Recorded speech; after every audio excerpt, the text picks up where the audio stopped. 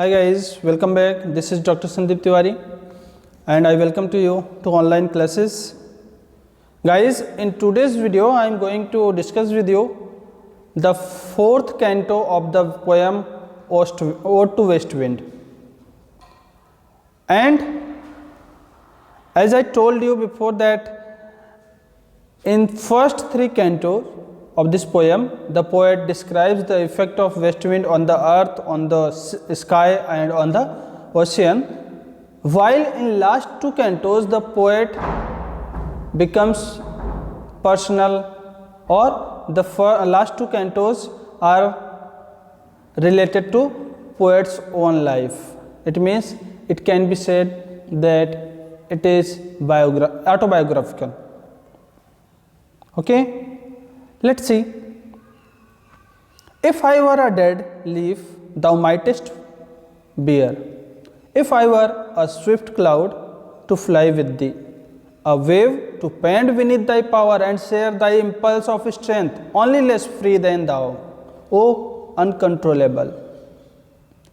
Even if I were as in my boyhood, and could be the comrade of thy wanderings over heaven, as then when to outstrip thy sky speed scars seemed a vision, I would never have striven as thus with thee in prayer in my sore need. First line में second last word mightest, it means powerful, bear carry away, pant मतलब move breathlessly, comrade companion, outstrip surpass हराना पीछे छोड़ देना, sky speed motion through sky जो sky के through जाना होता है या हलचल, स्कार्स हार्डली, विजन ड्रीम, स्ट्राइवन मतलब अटेम्प्ट, शोर मतलब अर्जेंट। अब देखिए पोएट यहाँ क्या कहता है कि if I were a dead leaf thou mightest beer.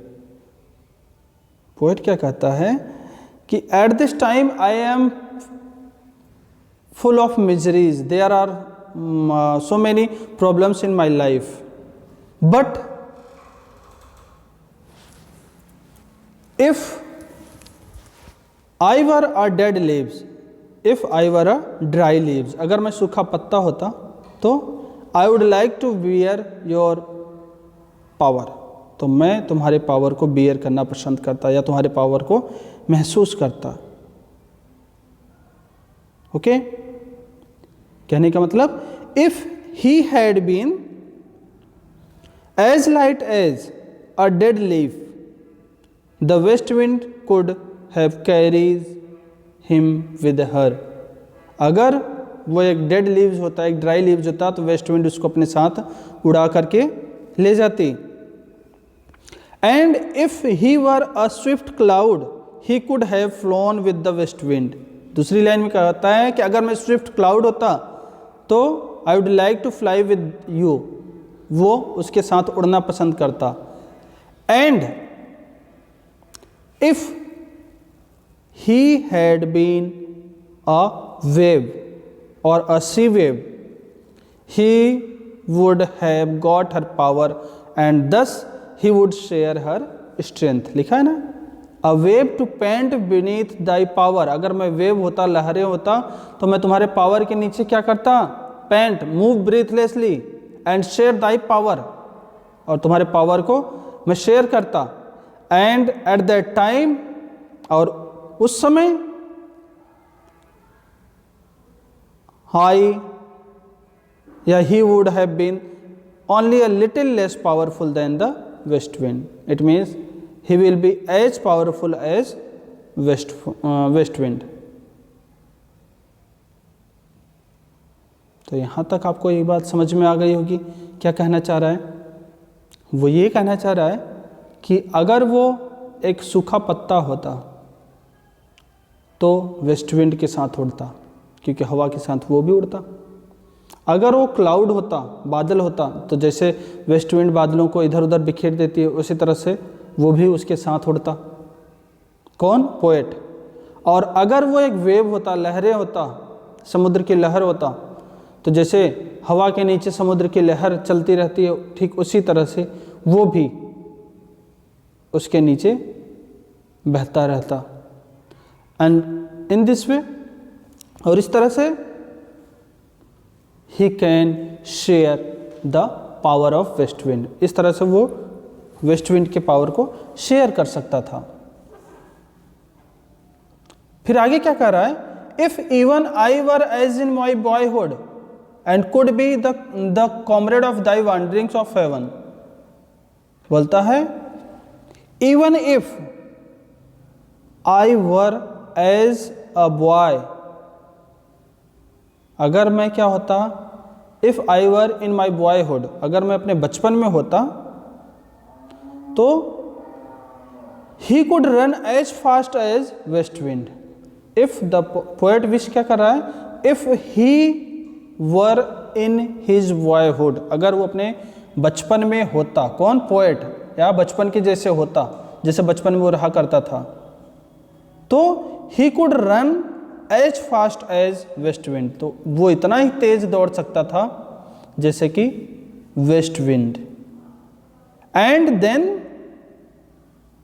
It was not an impossible task to surpass the west wind in her speed, लिखा है ना, as then went outstrip the sky speed, scarce seemed a vision.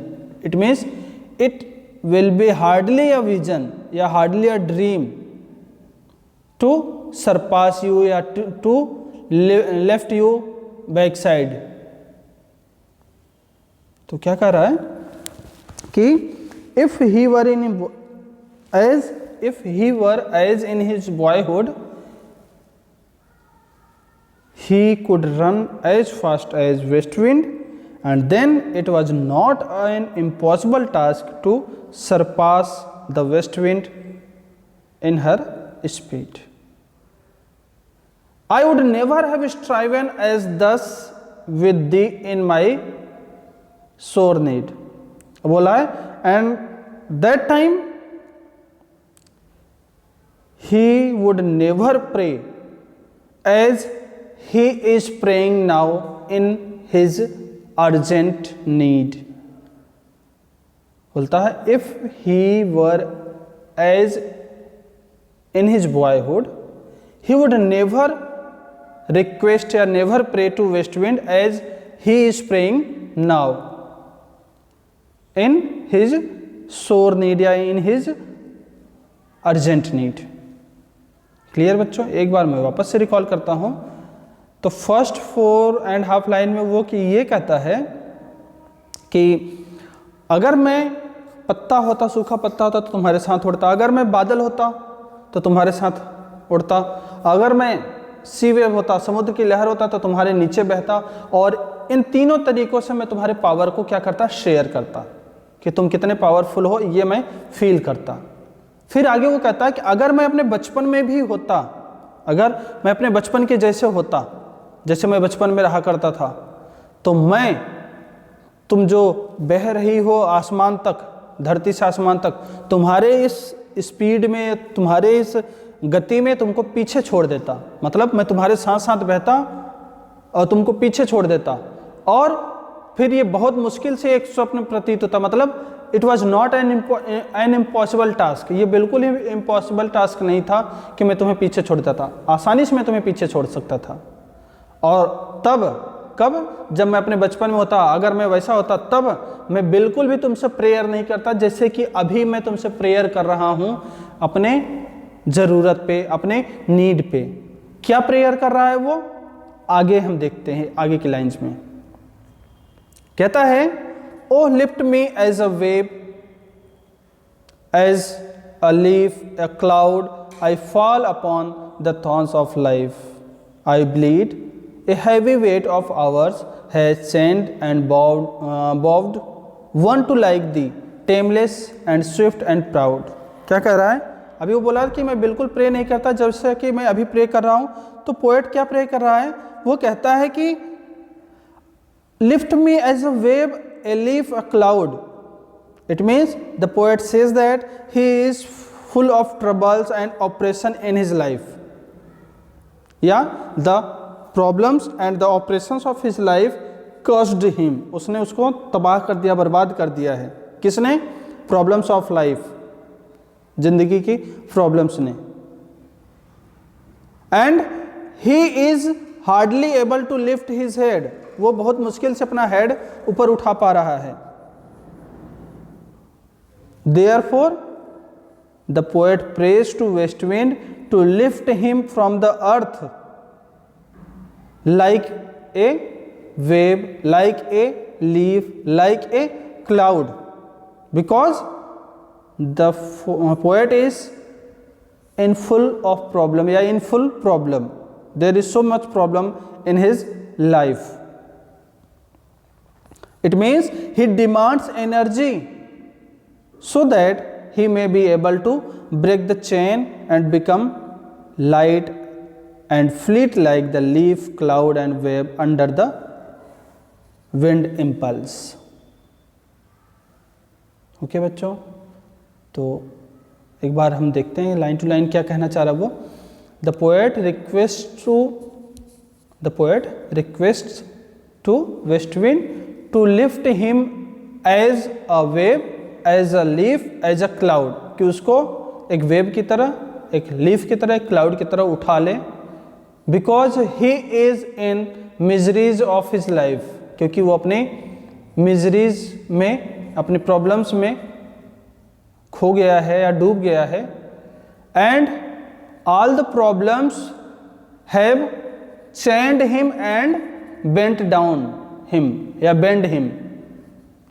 The problems of life chained him, chained him मतलब उसको बांध दिया है, and Bob them, और उसको झुका दिया है। तो वो वही रिक्वेस्ट कर रहा है पोएट वेस्ट विंड से कि I am in miseries, I am in problem of life, okay, and the problems of life have controlled me, they controlled me, मुझे उन्होंने क्या कर रखा है? कंट्रोल कर रखा है। They control such a person, उन्होंने ऐसे पर्सन को कंट्रोल कर रखा है who was like you, tameless, swift and proud, ऐसे व्यक्ति को कंट्रोल कर दिया प्रॉब्लम्स ऑफ लाइफ ने जो कि तुम्हारी तरह कैसा था? टेमलेस, स्विफ्ट एंड प्राउड। ओके, तो अभी तक इन लास्ट 4 लाइन्स में वो क्या कहता है कि oh west wind please lift me as a wave, as a leaf, as a cloud, because I am in miseries of life, या I am in problems of life, and the problems of life bind and bend me, मुझे बांध दिया है इन्होंने, and bend me, मुझे झुका दिया है। दे bind and bend such a person, उन्होंने ऐसे व्यक्ति को बांध दिया है, ऐसे व्यक्ति को झुका दिया है हु वॉज लाइक यू, जो कि तुम्हारी तरह था कभी, टेमलेस, स्विफ्ट एंड प्राउड। क्लियर? तो यहाँ 4th कैंटो अपना कंप्लीट होता है बच्चों। मिलते हैं नेक्स्ट लेक्चर में लास्ट कैंटो के साथ, तब तक के लिए बाय बाय, थैंक यू।